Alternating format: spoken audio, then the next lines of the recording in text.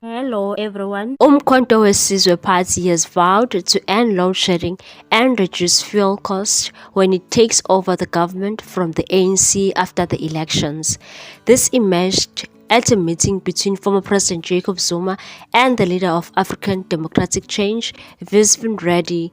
The long meeting at Zuma's homestead in Nkandla ran from Tuesday night until Wednesday morning. In a series of videos shared by Reddy, the two leaders discussed key issues which included a crippling load shedding and a high fuel cost, which have both threatened to collapse the country's economy.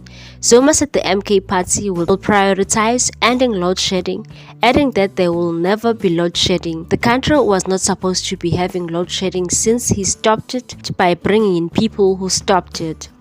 Zuma added that load shedding was started deliberately by people who wanted to do business in their own way. He said, "I made a statement that there would never be load shedding and we were supposed to have no load shedding up to now. The people who came back wanted it because, as people say, they wanted to use the kind of business that will grow their companies, and that's what happened. They chased the people who were stopped load shedding and removed them from the companies and actually wanted to arrest them."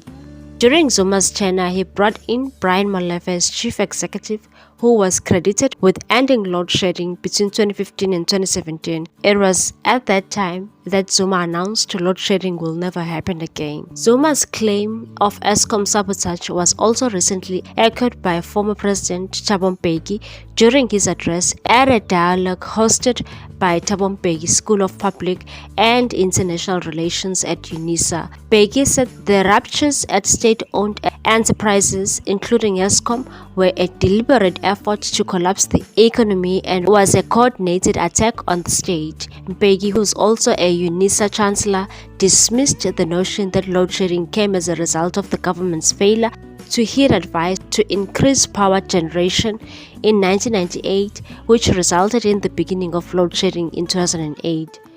On high fuel cost, Reddy revealed Zuma had said Sasol will have to be nationalized to ensure that people benefit from reduced fuel prices. Zuma also supported the ADEX idea of levying taxes on monopoly industries to reduce fuel tax, which was a burden to poor people. Reddy said the meeting with former President Jacob Zuma was productive and informative. We discussed the pressing issue of high fuel prices in South Africa and its impact on the most vulnerable members of society, and said it was encouraging to hear that Zuma is aware of our campaign and supports the idea of levying taxes on monopoly industries to reduce fuel taxes.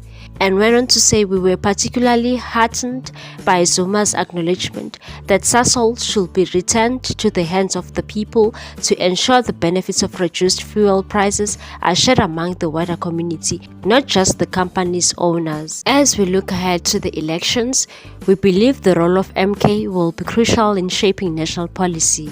Zuma's previous track record of keeping fuel prices in check is a testament to his commitment to the well-being of ordinary South Africans. We hope that his continued involvement in the political landscape will bring about positive change and meaningful action to alleviate the burden of high fuel prices. The political analyst Professor Sipho Sipi said Zuma should be taken seriously when he said he would end load shedding because he was talking from experience, not imagination, as he had ended load shedding in the past. He also backed the plan to nationalize all state-owned companies that even the apartheid government had controlled for the benefit of the people.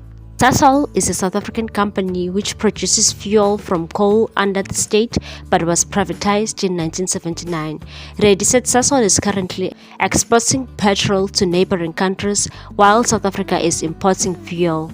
African Democratic Change has become the first party to announce that it will form a coalition with Jacob Zuma-backed Umkhonto weSizwe MK party. Although some of the discussions were confidential, Reddy confirmed to the Daily News that his party will work with the MK party after the general election, which is expected to be held this year.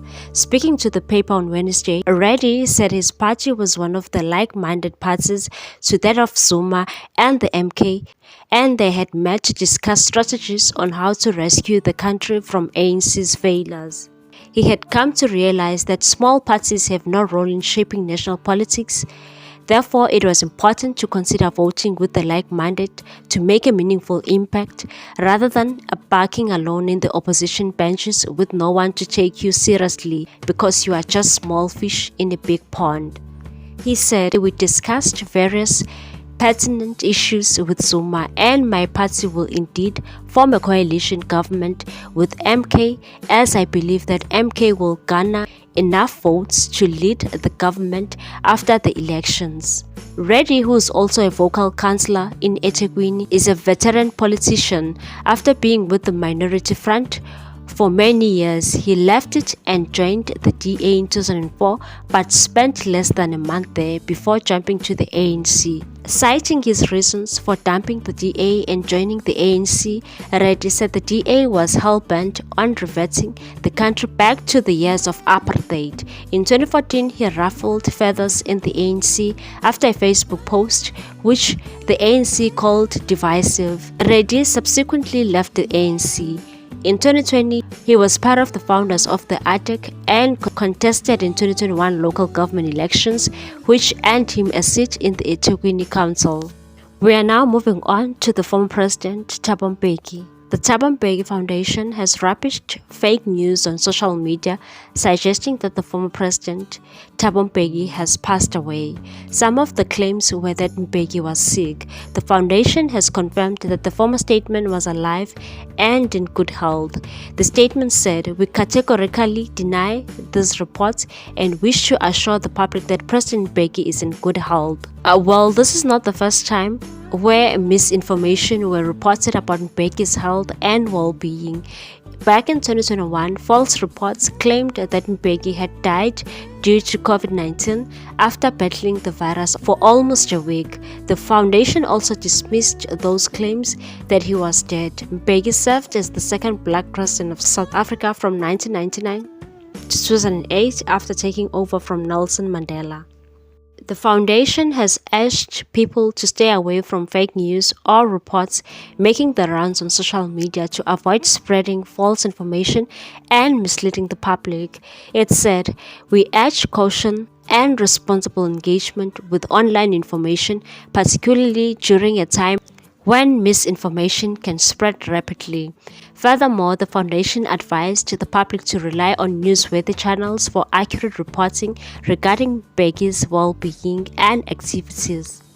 It said, "We appreciate your concern and ask that you rely on official channels for accurate information about President Mbeki's well-being and activities." What's your take on this one, people? Thanks for watching. Please subscribe for more news.